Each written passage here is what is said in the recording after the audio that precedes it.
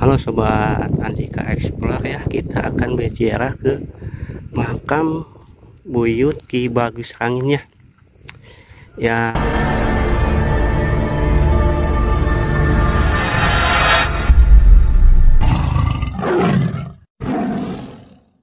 Bagus Rangin adalah tokoh dari Bantarjati, Majalengka, diperkirakan lahir sekitar tahun 1761, dan tokoh sejarah dan pahlawan yang menentang dan memimpin pemberontakan melawan Belanda pada Perang Cirebon tahun 1805-1812. Bagus Rangin berasal dari Demak, distrik Blandong, Raja Galuh. Sekarang Raja Galuh menjadi Kecamatan Raja Galuh, Majalengka, yang terletak di kaki Gunung Ciremai. Dia adalah putra dari Sentayem, Ki Buyut Tiong, cucu dari Waridah dan keturunan dari Ki Buyut Sambeng, salah satu dari cicit pembesar di daerah tersebut, atau dalam bahasa Cirebon disebut Ki Gede. Ayah dari Bagus Rangin adalah Buyut Sentayem alias Buyut Tayem. Bagus Rangin mempunyai 3 orang saudara, kakaknya bernama Buyut Bangin dan kedua adiknya bernama Buyut Salimar serta Bagus Serit. Bagus Serit juga menjadi pejuang melawan penjajah.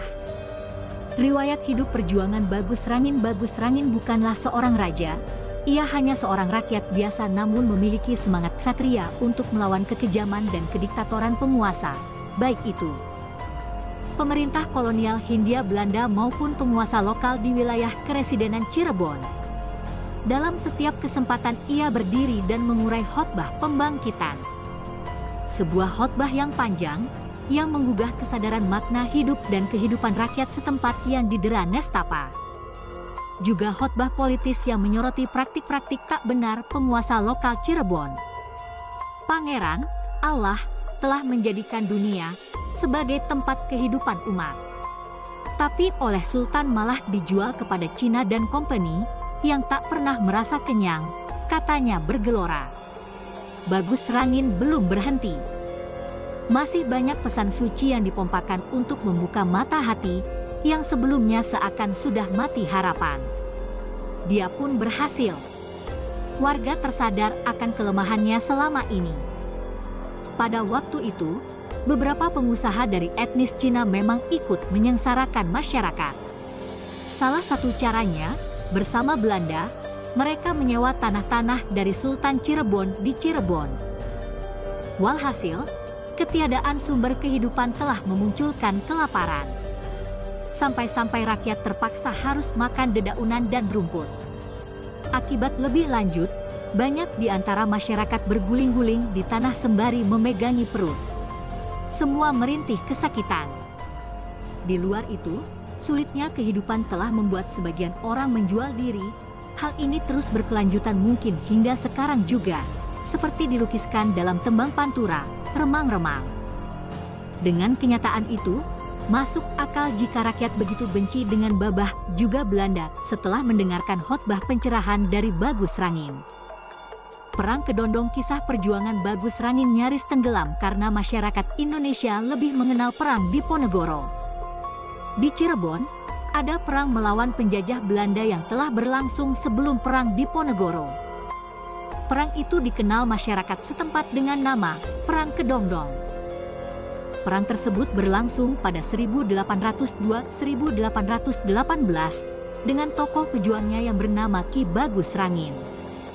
Sultan Sepuh XIV, Pra Arif Natadiningrat mengatakan bahwa perang itu merupakan pemberontakan besar pertama di Pulau Jawa dalam melawan penjajah Belanda sebelum perang Diponegoro. Perlawanan yang dilancarkan Ki Bagus Rangin sempat membuat pasukan company kewalahan. Apalagi, perjuangan Ki Bagus Rangin mendapat dukungan dari masyarakat luas. Setelah rakyat Karasidenan Cirebon terbangun kesadarannya sehingga mereka bergerak bersama Bagus Rangin. Pertempuran yang terjadi antara pasukan Bagus Rangin dan pasukan kolonial Hindia Belanda pertama kalinya berlangsung pada 25 Februari 1806. Hal ini sesuai dengan resolusi pemerintah kolonial di Hindia Belanda yang menyebutkan ada kerusuhan sosial di daerah Cirebon pada tanggal tersebut. Daerah-daerah lain yang membantu Bagus Rangin adalah berasal dari daerah Jati Tujuh, Raja Galuh, Bangawan Wetan, Sumber, Bantarjati, Cikao, Kandanghor, Kuningan, Linggarjati, Luragung, Maja, Sumedang, Karawang, dan Subang.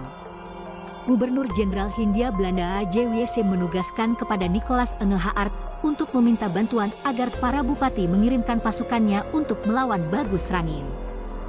Akan tetapi tidak semua bupati menaati perintah Gubernur Jenderal Hindia Belanda tersebut. Akibat membangkang pada pemerintah kolonial Hindia Belanda, Sultan Kanoman Cirebon Pangeran Suryawijaya dibuang oleh Belanda ke Ambon dan dipecat dari jabatan Sultan pada tanggal 2 Maret 1810 oleh Gubernur Jenderal Daendels. Perang yang terjadi di Bantarjati dari tanggal 16 sampai 29 Februari 1812 adalah perang yang terakhir dan berakhir dengan kekalahan di pihak Bagus Rangin. Akhirnya pada tanggal 27 Juni 1812 Bagus Rangin dapat tertangkap oleh pasukan Belanda di daerah Panongan, Jati 7.